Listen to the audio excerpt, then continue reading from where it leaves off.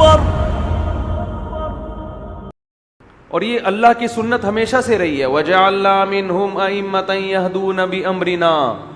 اللہ فرماتے ہیں بنی اسرائیل میں ہم نے ایسے امام بنائے تھے جو ہماری ہدایات پر لوگوں کو سیدھا راستہ دکھایا کرتے تھے. عام پبلک ان اماموں کو فالو کرتی تھی. تو پبلک ہمیشہ انسان کو فالو کرے گی, کسی بابے کو فالو کرے گی. بابے کو آپ اپنی ڈکشنری سے نکال نہیں سکتے.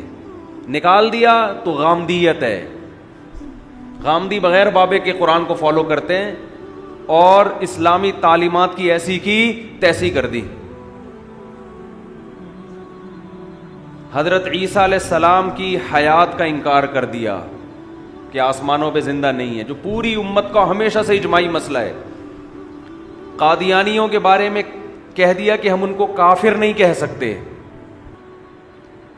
گھمانے کو بہت چیزیں گھمائی جا سکتی. غیر اسلامی ریاستوں کے بارے میں کہہ دیا کہ وہاں جمعہ نہیں ہوتا, کہ جمعہ پڑھانا حاکم کا کام ہے, اسلامی حکومت کا کام ہے. ان سب کے جواب میں دے چکا ہوں. اور پتہ نہیں کیا کیا کیا ہے. قرأتوں کا انکار کر دیا, بہت ساری حدیثوں کا انکار کر دیا, اس لیے کہ اخپل طریقے سے قرآن کو سمجھنے کی کوشش کی. ضلوا و اضلوا, خود بھی گمراہ اور لوگوں کو بھی گمراہ.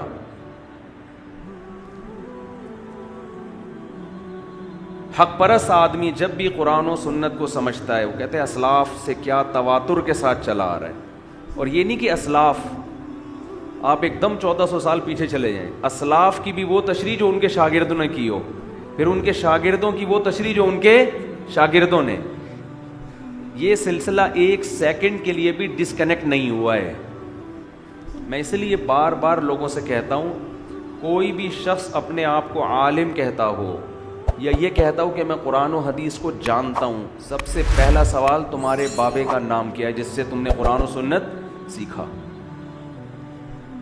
اور اس بابے کو ہم جب مانیں گے کہ جب وہ اپنے بابے کا نام بتائے, اور اس دادا بابا کو ہم جب مانیں گے جب پردادا بابے کا نام بتائے. یہ سلسلہ محمد صلی اللہ علیہ وسلم تک سند متصل کے ساتھ چلنا ضروری ہے. درمیان میں ایک بابا بھی مارکیٹ سے شارٹ ہو گیا, روحانی لحاظ سے آپ ثابت النسب نہیں ہو. آپ کی اس کا مطلب اوپر جا کے کوئی ایسا بابا آ رہا ہے جس نے کسی کو بابا نہیں بنایا اور اس نے خود سے قرآن و حدیث کو سمجھا ہے. جو خود سے سمجھے گا اسلاف کی رائے کو ہٹا کے وہ یقیناً گمراہ ہوگا. یہاں پھر میں ایک بات کہتا ہوں کہ انہی بابوں کے سلسلوں میں اچھے بابے بھی ہیں اور گمراہ بابے بھی ہیں. بہت سے گمراہ لوگ اپنا سلسلہ پیش کر دیں گے, ہم نے فلاں سے سیکھا, اس نے فلاں سے سیکھا, اس نے. سند کافی نہیں ہے, سند پہلی سیڑھی ہے اہل حق کے گروہ میں شامل ہونے کے لیے. اس کے بعد بھی کچھ شرطیں ہیں, سمجھ رہے ہو, اس کے بعد بھی کچھ شرطیں. وہ شرطیں یہ کہ یہ سلسلہ بھی اہل حق کا ہو, اہل باطل کا نہ ہو, درمیان میں کوئی بابا گمراہ نہ آ رہا ہو. اہل حق بابوں کی ڈیٹیل پیش کرنی پڑے گی. تو اگر بابے ہی نہیں ہیں اس کا مطلب تو یہ ہوا, دیکھو صحابہ سے زیادہ کوئی ہے جو قرآن کو سمجھ سکے, ان کی زبان میں نازل ہوا. لیکن قرآن کیا کہتا ہے کہ نبی ان کو سکھائیں گے. یعلمہم الکتاب, قرآن ان کو کون سکھائے گا؟ نبی. یہ اخپل طریقے سے سمجھنے کی کوشش نہیں کریں گے, نبی سکھائیں گے, ان کو گائیڈ کریں گے. یہ مطلب ہے اس کا, یہ والا مطلب نہیں ہے, یہ والا مطلب صحیح ہے.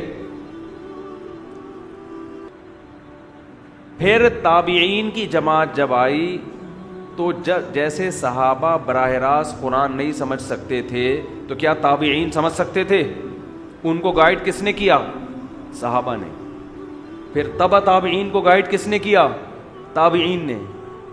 تو یہ سلسلہ صدیوں سے آج تک چلا آ رہا ہے. ہمارے تمام دینی مدرسوں میں جب حدیث پڑھائی جاتی ہے, قرآن پڑھایا جاتا ہے, پوری سندیں آج تک الحمدللہ سب کے پاس محفوظ ہیں. ہاں انہی میں گمراہ بھی ہو جاتے ہیں. تو یہ جو ایک نعرہ لگا ہے نا, میں قرآن و سنت خود سمجھتا ہوں, میں کسی کی تقلید نہیں کرتا, تو یہ خود گمراہی کی سب سے بڑی دلیل ہے کہ آپ ایک نئے پیدا ہوئے ہیں کیا؟ 1400 سال میں آپ ہیں جو ایک نئی چیز مارکیٹ میں آئی ہے، باقی سارے کیا گھاس کھا رہے تھے کیا؟ لیکن لوگ ایسوں کو زیادہ فالو کرتے ہیں، کہتے ہیں یہ آدمی کسی مسلک سے متاثر ہوئے بغیر قرآن و سنت کی صحیح تشریح کرے گا، اس پہ مسلک کی چھاپ نہیں ہے، اس پہ مسلک کی چھاپ نہیں ہے، یہ تشریح کر ہی نہیں سکتا صحیح، یہ اپنی رائے پہ آپ کو لے کر آئے گا جو پوری امت کے بولو خلاف ہوگی۔ اور یہ بات خوب سمجھ لے، مسلک آٹومیٹیکلی وجود میں آتے ہیں۔ جو اس طرح کے لوگ ہوتے ہیں نا جن پر مسلک کی چھاپ نہیں ہوتی، وہ ایک نیا مسلک لانچ کر رہے ہوتے ہیں۔ لوگ کہتے ہیں کسی مسلک کو فالو نہیں کرتے، یہ ایک نئے مسلک کی بنیاد رکھ رہے ہیں۔